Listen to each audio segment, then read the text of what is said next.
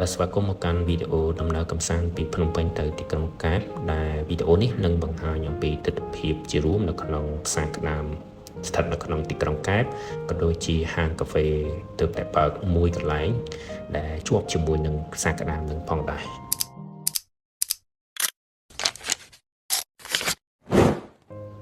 អញ្ចឹងចម្ងាយពីរាជធានីភ្នំពេញទៅក្រុងកែបមានចម្ងាយប្រហែលជា160គីឡូដែលយើង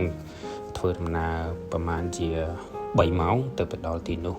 ហើយការធ្វើដំណើររបស់យើងគឺចេញពីព្រលឹមតាមផ្លូវជាតិលេខ3ហើយក៏បានចូលផ្សារហាតពេលព្រឹកនៅទីតាំងមួយកន្លែងដែលស្ថិតនៅជាយក្រុងហើយនៅតាមផ្លូវហ្នឹងក៏មានតំបន់ភ្នំមានទេសភាពស្អាតភ្នំនេះស្ថិតនៅក្នុងម្ដុំស្រុកអង្គរជ័យហើយក៏យើងក៏បានថតនៅទេសភាពមួយចំនួននៅតាមដងផ្លូវហ្នឹងហើយបន្ទាប់មកក៏យើងបានទៅដល់ផ្សារក្តាមដែលស្ថិតនៅក្នុងក្រុងកែបហ្នឹងហើយពួកយើងក៏បានចូលទៅក្នុងផ្សារដើម្បីស្វែងរកគ្រឿងសមុទ្រសម្រាប់ជាអាហារថ្ងៃត្រង់របស់ពួកយើងនឹងផងដែរដែលនៅក្នុងផ្សារក្តាមហ្នឹងគឺមានទាំងលក់គ្រឿងសមុទ្រដែលចម្អិនស្រាប់ក៏ដូចជាគ្រឿងសមុទ្រដែលបានមិនទាន់ចម្អិនឬក៏យើងហៅថាគ្រឿងសមុទ្រស្រស់ហ្នឹងហើយជារួមនៅទីនេះគឺមានការលក់គ្រឿងសមុទ្រសម្បូរបែបទាំងស្រស់ទាំងចម្អិនហើយយើងអាចទិញគ្រឿងសមុទ្រស្រស់ហ្នឹងហើយយកទៅឲ្យពួកគាត់ចម្អិនហើយដែលតម្លៃគឺសមរម្យសម្រាប់ភ្ញៀវទេសចរទៅកម្សាន្តនៅទីនោះអាចទទួលយកបានហើយក្រៅតែពីលក់គ្រឿងសមុទ្រហ្នឹងក៏មានលក់របស់របរមួយចំនួនផ្សេងទៀតផងដែរនៅទីនោះមានដូចជាខោអាវមានទាំងម្ជូរមានទាំងឧបករណ៍ក្មេងលេងហើយមានទាំងម្ហូបផ្អាប់ក៏ដូចជាជ្រក់ហើយនឹងបាយហើយជារួមគឺមានលក់នៅទីនោះសម្បូរបែបជាពិសេសម្ហូបអាហារដែលយើងអាចបើយើងអត់ចង់ចូលទៅហាងឬក៏ភោជនីយដ្ឋាននៅក្បែរនោះទេគឺទេសចរអាចទៅទីនោះដើម្បីរកមើលគ្រឿងសមុទ្រស្រស់ដើម្បីទិញហើយឲ្យពួកគាត់ចម្អិនតែម្ដងហើយយើងអាចយកទៅពិសានៅតាមមាត់ឆ្នេរក៏ដូចជាទីតាំងដែលយើងចូលចិត្តហ្នឹងហើយនេះគឺជាពួកគ្រឿងប្រឡាក់ក៏ដូចជាគ្រឿងហាលសម្ងួតដូចត្រីងៀតឬក៏បង្គាក្រៀមអីជាដើមហ្នឹងដែលជារួមនៅទីនោះគឺលក់សម្បូរបែបទៅលើការលក់គ្រឿងសមុទ្រលក់អីហ្នឹងហើយទស្សនវិជ្ជាជារួមនៅក្នុងនេះគឺដែលពួកយើងបានទៅប្រហែលជាម៉ោង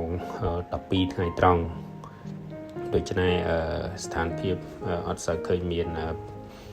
អ្នកទិញឬក៏អ្នកទៅកំសាន្តនៅទីនេះចូលទៅទិញឬក៏ដើរផ្សារច្រើនទេដោយសារម៉ោងជាម៉ោងសម្រាប់ម៉ោងបាយថ្ងៃត្រង់អញ្ចឹងមានភាពមិនសូវជាអ៊ូអរប៉ុន្តែទោះយ៉ាងណាក៏ឃើញមានអ្នកទៅទិញជាច្រើនផងដែរហើយក្រោយពេលទិញគ្រឿងសមុទ្រនៅទីនោះហើយគឺក្រុមពួកយើងបានទៅហូបកាហ្វេនៅមួយកន្លែងដែលស្ថិតនៅទល់មុខជាមួយនឹងផ្សារក្តាមហ្នឹងដែលទីនោះឈ្មោះថា Drunker Cafe នេះការ decor របស់គេគឺលក្ខណៈ classic បែបសម័យមុនហើយ decor គួបផ្សំនឹងសម័យបច្ចុប្បន្ននឹងផងដែរហើយគេធ្វើនៅអគារដែលមានអគារចាស់ស្រាប់អញ្ចឹងប៉ុន្តែគេគ្រាន់តែ decor ទៅតាមបែប classic គឺមានការរៀបចំដូចរំលឹកកាលពីពួកយើងរៀននៅសាលាឬក៏ថ្នាក់បឋមហើយមិនត្រឹមតែប៉ុណ្ណោះយើងអាចអង្គុយបរិភោគឬក៏ពិសាកាហ្វេហើយមើលទៅផ្សារក្តាមក៏ដូចជាមើលទៅមាត់សមុទ្រនឹងផងដែរហើយមួយទៀតយើងអាចអង្គុយមើលតាមបង្អួចហើយឃើញទេសភាពភ្នំ